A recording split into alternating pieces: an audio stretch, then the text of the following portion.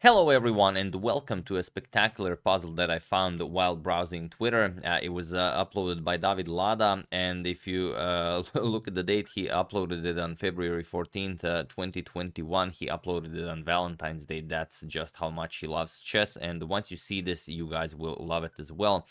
You will immediately want to share it with everyone, especially with your good friends at the bar and the library. And yeah, sorry about no videos for the past few days. I celebrated my 36th birthday, and it was very enjoyable. We had some friends over. We made some pizzas, had some beer, and now I'm returning with with this beautiful puzzle. So hope you guys don't mind. I really think you're going to enjoy this one. And yeah, that's pretty much it. As usual, AGADMATOR, that is myself playing with the black pieces, is facing Mr. Hoodie Guy, who always has the white pieces in puzzles, and he always wins. As you can see, there's quite a bit of a rating difference there, so not great for me. But what are you gonna do? Feel free to pause the video and find a winning idea for white here. Some say it's an incredibly easy puzzle, some say it's too difficult to solve. What do you guys think? Give it a few seconds or a minute if you have an hour. However, doesn't matter how much you want to invest.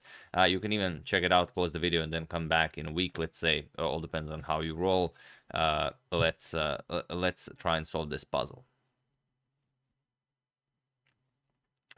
So for those of you who were able to do it, congratulations. In order to solve this, you really have to see some 10 moves ahead. But as usual, with every puzzle, only the first move matters. And for those of you who just want to enjoy the show, the solution to this puzzle is queen to f8 with check. And now, okay, now you probably are thinking, how does this even work? Well, the problem is, how do you get out of stalemate? That's the real problem with this puzzle. If you play a slow move, let's say queen to e7, you want to play e8 queen on the next d8 queen on the next move, then you run to the rook captures on h1 check, and once you block, rook captures on e1 will be checkmate. So of course you cannot play a slow move like queen to e7. It has to be a forcing move. You might think, okay, can't we just capture on b3 and then we don't care about stalemate? Now you actually do have to care about stalemate, because the queen takes away the b3 square from the white king. Now you run into rook captures on h1, king to a2, and now rook to a1 with check, and the only move is to capture the rook because the queen is preventing the king from reaching b3. King captures on a1, and it is stalemate as the white pawn prevents the the white pawns are preventing the black king from moving. And even if you after this check, you first play queen to d1, doesn't really matter. Rook captures on d1 with check, king a2, and now the rook is nicely covering the d8 square. You don't have to worry about that pawn ever promoting, and there's really not all that much you can do. Okay, black cannot win this game, but white cannot win this game either. So that's the problem with this. And if you play another slow move, let's say you play knight to g3, it's the same problem. Rook to h1 with check forces you to capture, and that's it. Knight captures on h1 is stalemate, and of course if you play knight to f1 to block, then rook captures on h1 on f1 is checkmate. So that doesn't work. However, after queen to f8 with check, you might think, but what's the real reason for this? I mean, black will just do the exact same thing. That's just it. Black cannot do the exact same thing, because after rook captures on f8, which is the only move for black, now you have knight to f2. And now, yes, black can capture the knight, but it will not come with check. The knight is preventing the rook from coming all the way to f1. And now, of course, if you capture, then white will just play pawn to d8, bring a queen or a rook into the game, and deliver checkmate. So you might think, all right, let's not capture the knight. Let's just play rook to h8, and then we're going to play rook to h1, regardless of where the knight is. We can even sacrifice the rook with rook to h1. Knight takes, and it's again stalemate. But now comes knight to h3. Again, white offers the knight, saying, nope, you are not touching the back rank. Black says, all right, I go back, rook to f8, and now you play knight to f4. And now, of course, everyone knows what is happening here.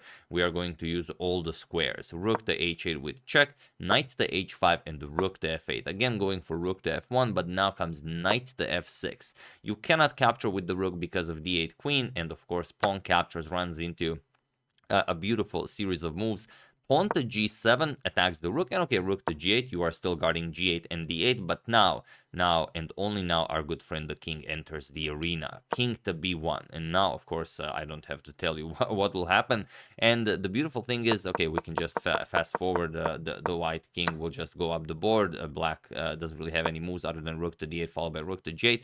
And once you hit that 7th rank, now you might be thinking, okay, black will now just sacrifice the rook, and it's still stalemate. No, it's not, because if you sacrifice via the f8 square, then pawn captures, and then a queen comes into the game, which is checkmate. And if you play rook captures on d7, then white happily accepts the sacrifice. C captures on d7, and now it's not stalemate. Now the c pawn can move. You will play c6 or c5, and then white again wins the game. So that's the problem with the g captures on f6 after this knight to f6 move. So you cannot capture with the rook. You cannot capture with the pawn. What else can you do? You could play rook to d8, or you could play rook to h8. Let's see what happens after rook to d8. Well, you force black into a stalemate, but not the good kind, the bad kind of stalemate, which is actually a zugzwang. After knight to e8, there is no move. You will have to capture either the pawn. We already have seen that it doesn't work because the c pawn can then move, or you can capture the knight. There really isn't anything else. You will play rook to c8, and then of course pawn captures with checkmate. But after rook captures knight, then of course d captures on e8. Bringing a rook or a queen into the game will result in checkmate. So that's the problem with rook to d8, and finally rook to h8, which is still hoping to get that rook to h1 check in. Now comes d8 queen, and now you will get this knight to d7 check move, and black is out of options. He has to play rook captures on d8. Knight to d7 with check, only one move for black, and that is to capture. The pawn still prevents the black king from moving. Rook captures on d7. C captures on d7, freeing up the c pawn to be able to be pushed forward. Now you play c6 or c5, doesn't really matter. And then, of course, d8 queen will be checkmate. So absolutely beautiful, beautiful puzzle. I don't know the origin of the puzzle, who created it. I just know that David Lada posted it on Valentine's Day 3 years ago. So thank you, David, for that. Thank you for always enjoying chess so much, and for just trying to improve everyone's day. And it's all again one of the bigger reasons why I use Twitter, because you will always find things like this on Twitter. There's just so much chess. You will just find a lot and enjoy a lot if, for example, you are into chess. We can really go through it really quickly one more time. So queen to f8, and then the dance of the knight commences. Rook captures, knight to f2, rook h8, knight to h3, rook f8, knight to f4, rook h8, knight to h5, rook f8, knight to f6, and now after rook to h8, finally d8 queen, or any of the other lines that we've checked that are also completely winning for white, captures, and now finally knight to d7 with check, and now the rook can no longer avoid the knight. It has to be captured. Rook captures, pawn captures, frees up the c pawn so you don't deliver stalemate, c5 or c6, and then of course queen to d8 with checkmate. Beautiful puzzle. Thank you once again, David, for posting it. I haven't seen it when he posted it in 2021, but I'm glad I ran into it today, as he just retweeted it, so it popped up into my feed. That's the puzzle. Hope you guys enjoyed it. Like I said, sorry about no videos for the 2 days, but it was my birthday, and we took some time off. We rested well, and now we are back in action.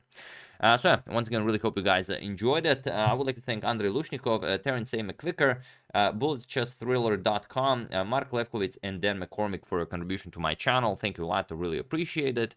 As usual, you can check 2 of my previous videos here. Thank you all for watching, and I will see you soon, continuing to check up on your wonderful suggestions and whatever else happens in the chess world.